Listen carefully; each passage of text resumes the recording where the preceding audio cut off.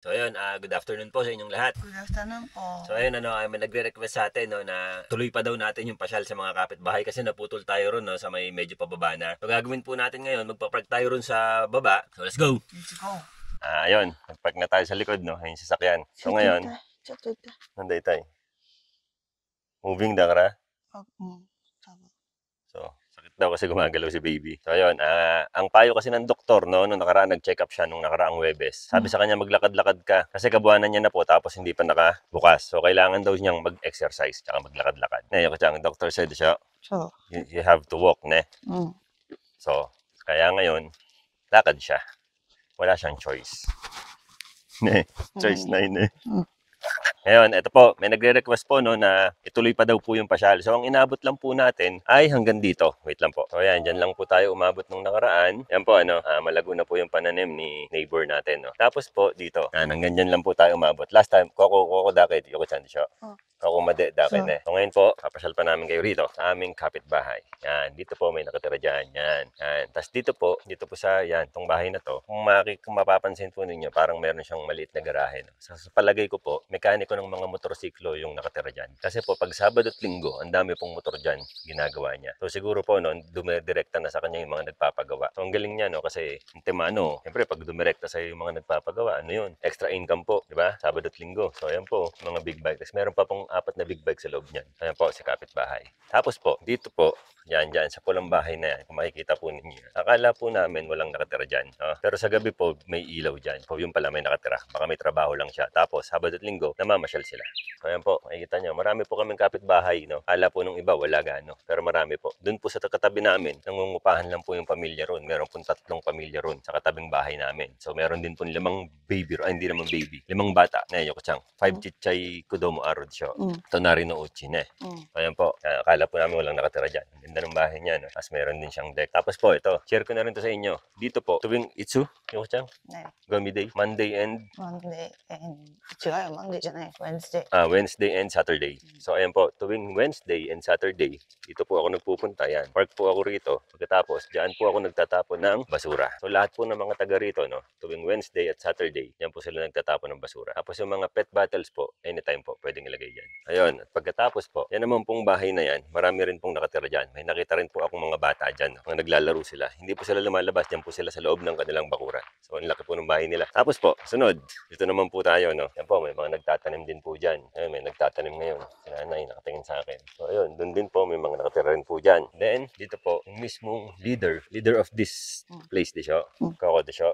Yung leader po, dyan po nakatira, no. May nakatira rin po dyan. Tapos po, dito naman sa kanan ko, yan, ang dami rin pong nakatira dyan. So, akala lang po ninyo wala. Ayan, tulad po niyan. Kauuwi lang po nila. Galing po ng pasyal dyan. Ilan po yung bahay dyan? 1, 2, 3, 4. 4 na bahay po dyan. Yan, kauuwi lang ng pamilya, no? Ayun din po yung mga sasakyan. Yan, 4 na bahay po. Tapos dito po, may nakatira rin po dyan. Kaya lang po, hindi po namin alam yung kanilang mga pangalan. Makaranay eh, namay eh. So, yan, dito rin po, may nakatira. So, Coco de Jabu. So, dito rin po, hanggang dun sa dulo, meron din pong nakatira dyan. No, hindi nyo po talaga silang makikitang naglalaro dito, lalo na yung mga kabataan. Kasi po, wala namang paglalaroan dito eh. Delikado pa dahil may mga sasakyan. Ito naman po, yung bahay sa kaliwa ko, dati po siyang, di siya, yung siyang restaurant. Di siya. Pero na po siya, sarado na po siya ngayon dahil may edad na po yung dalawang may-ari niyan.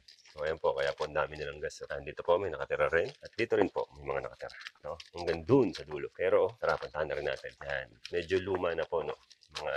Hindi naman po lahat. Pero yung ibang bahay, medyo matagal na po siyang nakatayo. Yan. Kung makikita po ninyo, yan, ang dami sasakyan. Yan. Yan. Hanggang dun po, sa likod yan, meron din pong nakatira. No? So tara, balik tayo kasi dead end na to. Yan. Yung bahay din po dyan sa likod niyo yung kutsang yan. May nakatira rin po dyan.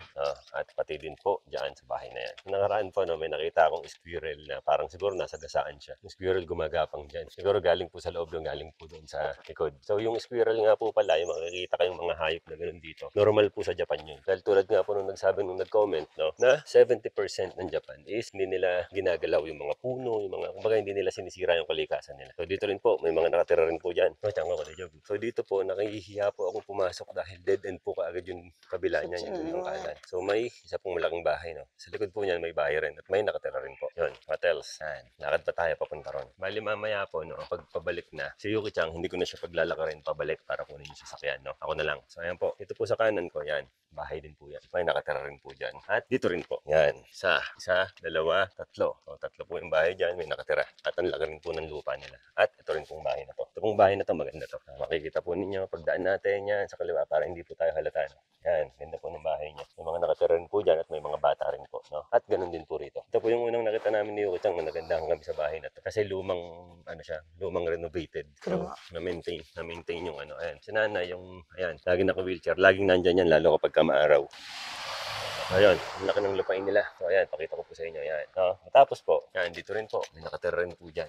Ngayon, dito aron eh. Ako. So, ayun. So, ayan, ngayon po, nakikita nyo na yung totoong mga kapitbahay namin. So, marami pa po. Andito na po tayo sa halos palabas na dito sa aming barangay. No? Papakita ko sa inyo. Yan. Isang malmal na po yung mga bahay. So, ayun po yung sinasabi ko sa inyo na akala nyo lang po malayo kasi parang nasa forest na kapag nandun kayo. No? Pero totoo, walking distance lang po. Tapos palabas na kayo. Diyan po sa paglabas dyan, nandyan na po lahat. Eskwelahan, ospital. Hindi ko lang po alam no, kung mga ilang minuto yung lakad. Pero kayang lakarin. No? Yun nga lang po, yung pabalik mahirap dahil nga po, pakit siya. So, ayan po, gummy box din po yan. No? Para naman po sa mga nakatira rito. So, ngayon, Yuki-chan, just wait for me here, ne? I'll just get the car, ne? Doko, Koko?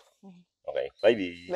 Bye-bye. So, ayun po, kukunin ko lang po yung sasakyan tapos pick upin natin si Yuki-chan. So, malapit na po tayo ron sa sasakyan ko. So, at least nabigyan ko po kayo ng kung ano po yung itsura dito sa aming lugar, Kumbaga, yung masasagot po yung mga katanungan ng iba kung bakit daw walang kapitbahay, ganito, ganyan. Marami kaming kapitbahay. Hindi lang po talaga uso rito yung mga nakatambay sa labas. So, ayun, ngayon, ang tanong, meron bang mga marites dito sa Japan? So, ayon po sa experience ko, meron po. So, usually po, yung mga marites dito, yung mga matatanda na, yung mga retirado na. Yan po, sila po yung mga marites. Kasi po, nung one time, nagbike ako, may mga nag-uumpo kong matatanda ron. Siguro wala kasi silang ginagawa, Kwentuhan. Pero hindi naman po katulad nung marites sa atin, na nakikialaman yung buhay ng iba. Hindi po ganun. Baga, kwentuhan lang sila. Pero dito po sa Japan, meron din po talagang chismis. Tinanong ko na po yan kay Yuki-chan. Sabi ko, meron bang mga ganun dito? Mas matindi raw dito. Pero dito daw, walang dagdag, walang bawas. Sabi ni Yuki-chan. Ibig ko po sabihin sa chismis, Kunyari, nung natira po kami dyan, pagkalipat po namin, antimano po yun. Alam na po ng lahat na meron nakatirang foreigner dyan. Yun po yung ibig ko sabihin. Na makainga. Habang nagsasalita, pakit kasi. So ito na po yung sasakyan. Tapos pick upin na natin si Yuki-chan.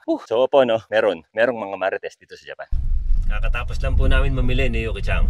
So ayun, pag-usapan po natin yan, kasi po maraming nagko-comment na ang creepy daw ng lugar namin, Creepy wakaro di siya, Yuki-chan.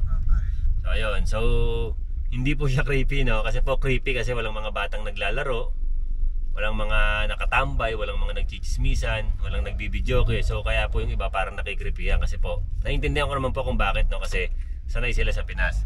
Pero marami rin po, marami rin yung nakakaintindi na hindi siya creepy. Dahil tulad nga po nung sabi nung ibang nagko-comment, na hindi yan creepy, sanay ka lang sa ganito, ganyan.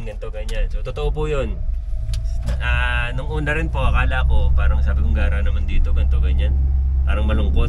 Hindi, Yuki-chan, sad mitay dayo ko, at first, when I first came here in Japan, I thought, it was so, boring mitay na. Especially in the evening. Christian mo dayo? Boring na in the evening that day. Pero nung nandito na po ako, unti-unti ayun, nare-realize ko, lalo pag napupunta po ako ng mall, Sabado at Linggo, napupunta kami sa park, doon ko po nare-realize na, hindi pala siya creepy, talaga palang, nila yun, kumbaga, yun ang nakasanayan nila, kultura nila.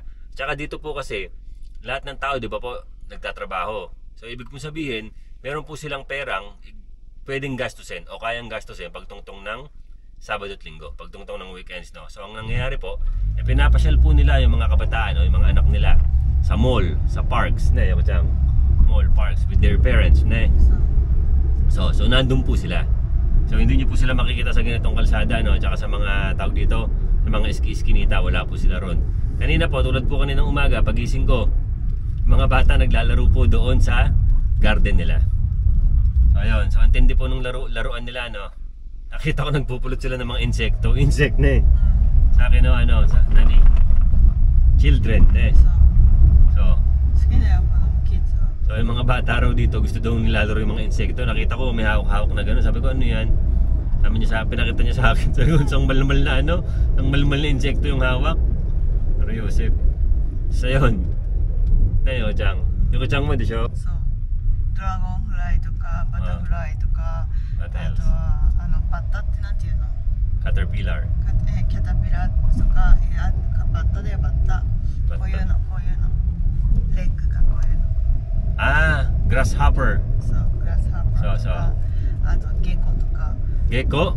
Ayun to. So ayun, yung mga pinaglalaroan nila. So tayo po kasi nung kabataan natin, mga tumbang preso, Brigitang Block 1, 2, 3. So tutube yan, mga tutube. Bagay no, nung kabataan ko rin, gagamba yan. Naglalaro rin ako niyang gagamba. So halos parehas lang din pala, no?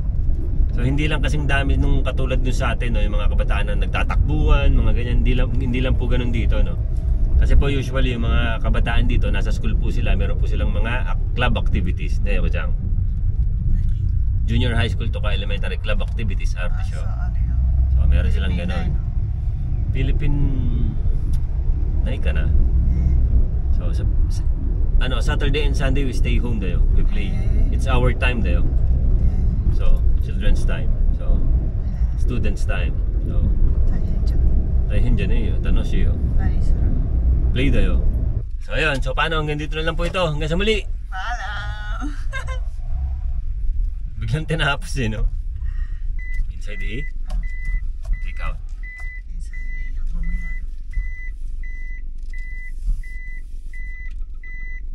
You just want pasyal-pasyal tayo. Tik-tik tayo. Isa.